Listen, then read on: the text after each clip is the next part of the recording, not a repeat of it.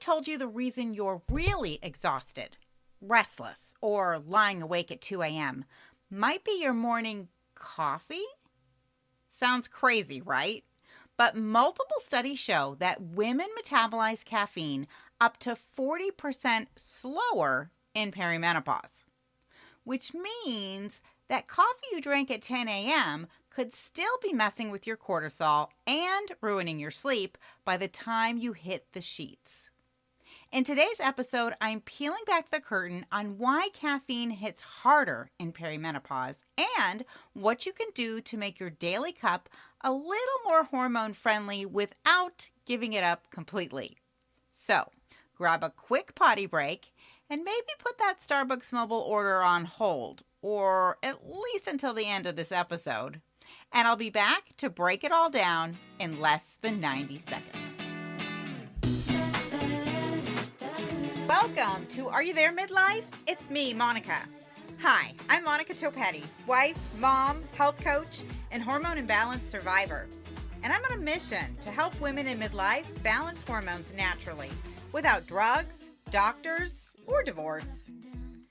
Are you tired of dealing with heavy, painful periods that look like a crime scene?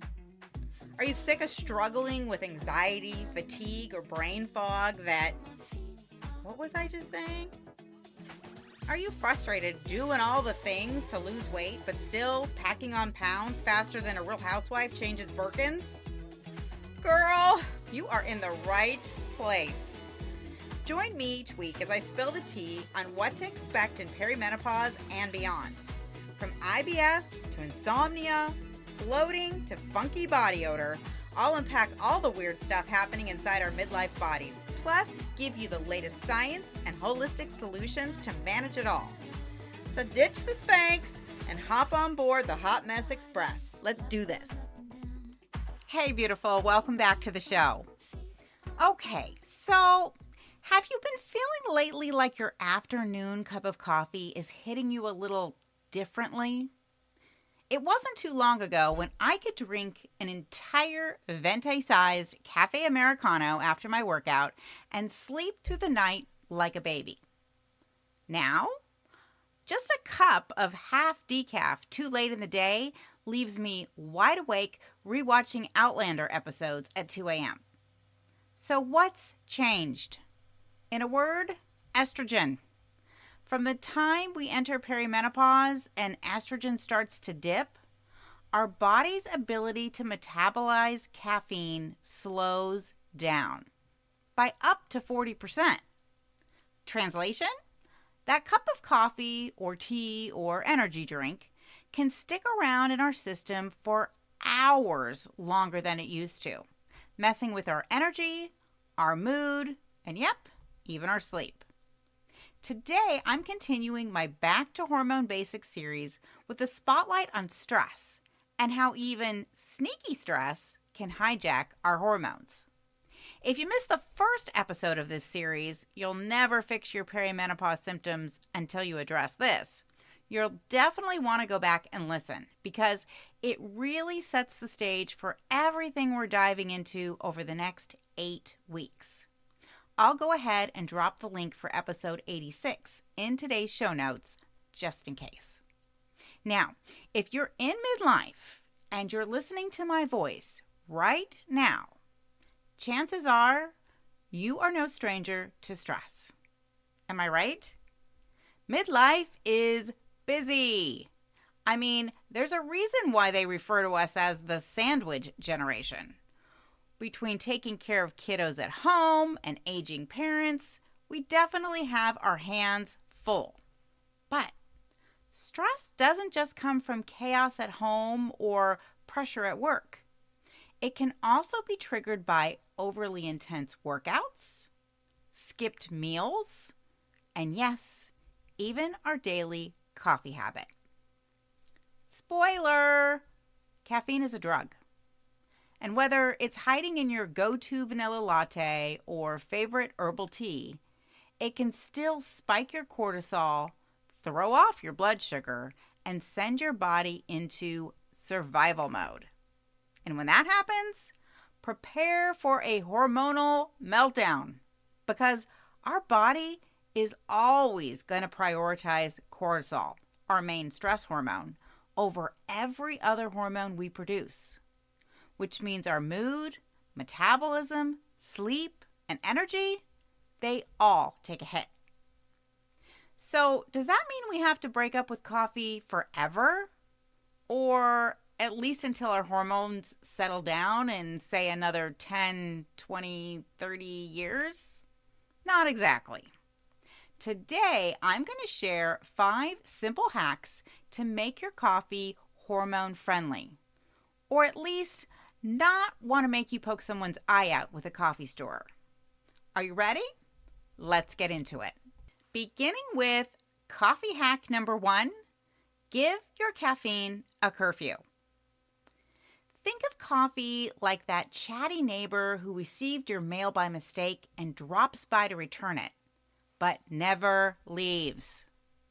Even 1 cup of coffee can stay in our system for up to 10 hours, especially in perimenopause, when our caffeine metabolism slows down dramatically. So that second cup at 11 a.m. or noon, it's still buzzing in our bloodstream at 10 p.m. when we're trying to wind down from the day. If you're waking up groggy or lying awake at night, the timing of your coffee might be the issue. Try to drink your last cup of caf by 10 a.m. to avoid spiking your cortisol and disrupting your sleep, mood, and energy the next day. Moving on to coffee hack number 2, go organic, always. Here's something that might side-eye your go-to Starbucks drink. Coffee beans are one of the dirty dozen, the 12 most contaminated crops on the planet, sprayed with heavy-duty pesticides, herbicides, and mold-preventing chemicals. And those toxins, they don't just rinse off when the beans are cleaned. So we ingest them, and over time, they build up in our body, slowing our detox pathways and messing with everything from our estrogen balance to our thyroid function. And that's critical because we can be doing all the right things, eating clean, avoiding sugar, getting in our steps, but those toxins can throw our hormones completely out of whack. So, be sure to swap out organic coffee beans at home and, whenever possible, choose organic on the go. It's actually one of the easiest hormone-friendly hacks we can make to our morning routine. Which brings me to coffee hack number 3, dial down the caffeine. Now, we can still enjoy our morning coffee, we just have to be smart about it. Because caffeine is a dose-dependent stimulant, meaning more doesn't necessarily mean more energy, it just means more cortisol, a more revved up nervous system, and more hormone disruption. If you love the ritual of enjoying 1, 2, or even 3 cups of coffee in the morning, or maybe you just really love the taste, that's me, I know I do. Try mixing your own half-calf blend. I actually do this myself. I take 1 scoop of organic full calf and 1 scoop of organic decaf, and I put it in my coffee maker every morning. Same rich taste, better balance. And here's another tip. Make sure to skip the store-bought half-calves unless they're labeled organic.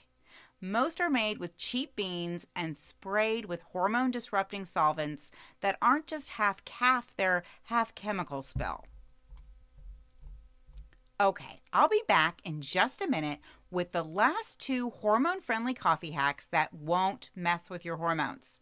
But before I do, if you're struggling with low or no energy, can't sleep, or you're dealing with mood swings that need their own exorcism, you're never going to feel like you again until you can pinpoint what's actually driving your symptoms. And that's exactly what we get to the bottom of together inside my Hormone Balance Breakthrough Call. This is the call that changes everything. because in just 45 minutes, you'll walk away with a full breakdown of the hormone imbalances driving your symptoms, so you finally understand what's working against you and how to fix it. A personal roadmap outlining exactly what to focus on first, so your body can finally stop spinning out of control and start responding. And a customized 30-day plan with simple, easy to implement steps so you can start feeling better without second guessing every choice you make. This is not a discovery call. This is a personalized strategy session with a coach who's been right where you are. Hello. I didn't just study this, I lived it. And I've helped over 100 women just like you finally feel like themselves again naturally. So if you're over the guesswork, the lab work, the doctors who tell you you're fine even though you're gaining weight just by breathing, or you're just tired of wasting time and money on solutions that don't work and you want someone to finally tell you what actually does, then it's time. Just head on over to bit.ly/hormone breakthrough and book your hormone balance breakthrough call now. It's 45 minutes, just $127, and it'll give you something no one else has. An actual plan, customized to you. But hurry, because I go deep with every client and I only take 5 calls a month. And once they're gone, they're gone. So hit pause, head on over to bit.ly/hormone breakthrough, grab your spot, and then join me back here for the final 2 hormone-friendly coffee hacks.